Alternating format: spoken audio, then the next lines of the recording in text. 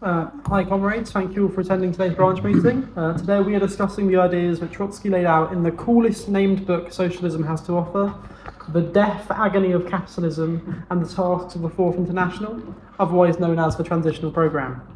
This book was written by Leon Trotsky in 1938, and yet the method he uses is still relevant and useful for comrades today. For those of you who don't know, Trotsky was a key figure in the Russian Revolution and the early Soviet Union, and one of the most important contributors to Marxist theory of all time. After the death of Lenin, there was a power struggle within the Soviet Union. Unfortunately, Joseph Stalin won, resulting in Trotsky's exile and later assassination. Before discussing the ideas that Trotsky develops in this book, I wanted to give a brief primer on the political landscape of the time Trotsky was writing in. The 1920s and the 1930s were a period defined by profound political and economic instability. Coming out of the First World War, Europe was facing a rise in fascist ideology due to the global economic turmoil of the Great Depression and the growing disillusionment with the status quo. The two most prominent examples of this are Mussolini's regime in Italy and Hitler's Nazi Party in Germany. But this ideology was also seen in several other parts of Europe, such as under Francisco Franco's regime after the Spanish Civil War, the Arrow Cross Party in Hungary, and the Iron Guard in Romania. While those movements didn't achieve the same level of power as in Italy or Germany, they show that the rise of authoritarianism was not a fluke but a trend in Europe at the time. People weren't turning to fascism for no reason, but because of the material conditions of the world around them. The global economy was impacted by the Great Depression, which meant millions of people worldwide faced unemployment, and these economic hardships are partially responsible for people losing faith in the government at the time and turning to more radical ideas. Some turned to communism and others sadly turned to fascism. Despite having played a crucial role in the Russian Revolution and the development of the Soviet Union, Trotsky was exiled from the Soviet Union in 1929, yet while in exile he was still continuing to fight for global socialism. In the years between his exile and this book being published in 1938, Joseph Stalin had long seized control and consolidated his power over the Soviet Union and turned it into a centralized totalitarian regime. He maintained strict control over the media, arts and education of the Soviet Union and used this to create a cult of personality around himself and his distorted version of Marxist-Leninist ideology. In this book, Trotsky analyzes the global economic and political situation of his time. The title, The Death, Agony of Capitalism, isn't just a cool name, but instead a reference to Trotsky's assessment of the contradictions and crises that inevitably happen within the capitalist system that will ultimately be responsible for its downfall.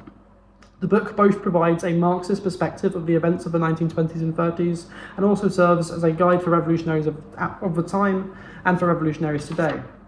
Trotsky outlines the tasks for the Fourth International that they should pursue to advance the cause of global socialist revolution as an alternative to the Comintern or the Communist International, which had been degenerated under the leadership of Stalin. Trotsky opens the book with the line, "The world political situation as a whole is chiefly characterized by a historical crisis of the leadership of the proletariat." These words Trotsky penned in 1938 are still as relevant today as they were then, as are many of the ideas he expressed within this book. Not every demand that Trotsky mentions in this book will still be relevant to us today, but the methodology and the approach to formatting demands is fundamental for our work as a party if we want to bring about real socialist change. So with that background out of the way, it's time to actually discuss the ideas that Trotsky lays out in this book. Namely, what is a transitional programme and why is it still relevant? In order to understand a transitional programme, I want to first look at what minimalist and maximalist programmes are. A minimalist programme tends to be quite reformist in nature, aiming for immediate improvements for working class people within the existing capitalist system. Examples of minimalist demands would be raising minimum wage, improving working conditions, expanding social welfare, and implementing affordable housing initiatives, all of which seem like great demands, but Trotsky has a problem with these, which I'll get to in a moment. And on the other end of the spectrum, you have a maximalist programme. A maximalist programme focuses on the ultimate goal of socialism for a complete and immediate overthrow of the capitalist system, which ultimately is our goal, but both minimalist and maximalist programmes have their own flaws. Minimalist programmes often aim for reforms within the confines of the system, which can lead to reinforcing and stabilising capitalism rather than challenging it, and by focusing on reforms, minimalist programmes can be co-opted by capitalist governments and political parties, leading to compromises that dilute their original vision. Moreover, minimalist programmes tend to address immediate needs without linking them to broader systemic issues, which fails to raise class consciousness and doesn't educate the working class on the inherent contradictions and limitations of capitalism. The gains achieved through minimalist programmes are temporary fixes. Economic crises can lead to the rollback of these gains, as they did not address the root cause of worker exploitation or oppression. And since minimalist reforms didn't challenge the capitalist system, the underlying issues persist and resurface. Take the example of the minimalist demand of increased minimum wage. While winning a higher minimum wage would bring about an improvement to the lives of working class people, it would not be the end of the fight. A higher minimum wage that isn't linked to inflation would eventually lead to workers being paid more, but they would not be paid at the same rate as costs are rising, meaning they aren't really in a better financial situation. And any hard-fought improvements of working conditions run for a minimalist programme can be taken back by the capitalist class during periods of economic instability under the guise of austerity. Ultimately, the gains won by minimalist programmes can often be detrimental to the workers' movement, as if these minimal demands aren't linked to a need for societal change. Once the minimal demands are met, it can create a false sense of victory within the working class. If the needs for systemic change aren't mentioned, then when a minimum increase is won, the workers will feel the fight is over. On the other end of the spectrum, maximalist programmes have their own issues. Maximalist programmes can isolate revolutionary groups from the broader working class by insisting on the immediate adoption of a full revolutionary agenda on a working class that might not be ready for revolutionary ideas. By focusing solely on the end goal of socialism, maximalist programmes don't resonate with the majority of the working class who do not have the political understanding of why socialism is beneficial. Maximalist programmes don't address the needs of working people and can come across as out of touch. So that's where the transitional programme comes in. The transitional programme is designed to bridge the gap between the immediate everyday struggles of the working class and the end goal of socialism. It includes demands that address the immediate needs of workers, but those demands are formulated in a way that leads workers towards revolutionary consciousness and action. The transitional programme has a sort of two-pronged approach. Each demand is designed to bring about improvements to the conditions of working people, but also to reveal the systemic failures of capitalism. By doing this, we can simultaneously fight to improve the material conditions while also educating and mobilising the working class towards the necessity of a socialist revolution. For an example of a transitional demand, take the minimalist demand of higher minimum wage and then reformat the demand. Instead of fighting for, let's say, a £15 minimum wage, we should be fighting for a sliding scale of wages. And when Trotsky writes about a sliding scale of wages, he means that wages are adjusted to keep pace with inflation. So when the costs rise, the wages rise as well. So that ensures that workers' living standards do not deteriorate. Another example of a transitional demand would be workers' control of production. By this I mean establishing committees of workers to oversee and manage production of resources. This demand will improve conditions of workers by allowing them to have a say in what happens with the fruits of their labour, while also exposing the ineffectiveness of resource allocation under capitalist management. Ultimately, the reason that our party has a transitional programme is so we can meet workers where they are, without compromising our aims for real socialist change.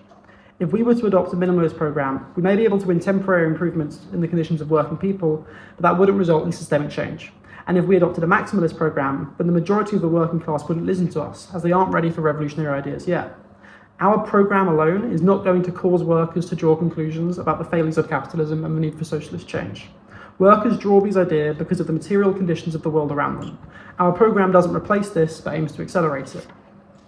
Going forwards, it is important to remember not to treat this book or any Marxist text as gospel, as that is not how they are intended to be used. When Marx, Engels, Lenin and Trotsky were writing, they were all clear that they were writing about the conditions of the world as it existed when they were alive, and that the ideas would need to be updated. But with that being said, it's by taking the methodology Trotsky used to write the transitional programme that we can make a path for ourselves moving forwards, not by just copying every single demand. Looking at the political landscape of our time, we can draw parallels to when Trotsky wrote this time, but there are also a lot of differences. We've just kicked out the Tories, a party that has been one of the most successful capitalist parties in history, yet the people who replaced them aren't offering any real change. Instead, they exist to continue playing the same role within society, just under new branding. We can already see that there are people turning to more extreme ideas, and we can see this through the growth of the Reform Party, which is a very real threat for our future. Unlike when Trotsky was writing the transitional programme, socialism has become quite an abstract idea.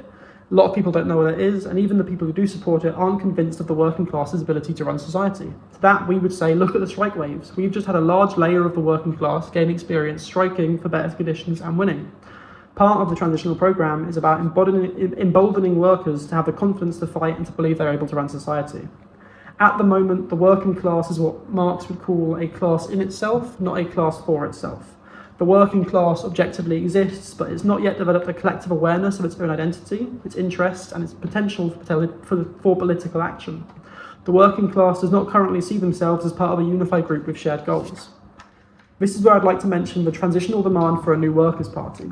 If a new Workers' Party was formed today, it wouldn't be revolutionary, it would be reformist. But this is necessary as it would meet the working class where they are. Our role as a revolutionary party would be to enter this new party and try and influence its policies. And it's important to mention that we don't just use transitional demands towards governmental bodies, but also towards other groups within the working class movement. The TUC, or the Trade Union Congress, tend to be quite reformist in their approach. So as a political party, we could be sectarian and refuse to engage with the TUC, but this would be a failure on our part. as by engaging with the TUC, we will either push them in a better direction, or we will help a layer of working people draw conclusions about their ineffectiveness, and that layer of people can help us to build an alternative. The material conditions for socialism do exist. They existed when Trotsky wrote this book, and they still exist today. Our role is just to help the working class realise this. To end with another quote from Trotsky, the strategic task of the next period is to find the bridge between present demands and the socialist programme of the revolution. This bridge should include a system of transitional demands stemming from today's conditions and from today's consciousness of the working class, and ultimately leading to one final conclusion: the conquest of power by the proletariat. The death agony of capitalism is on its way, and together we'll help to bring it about sooner.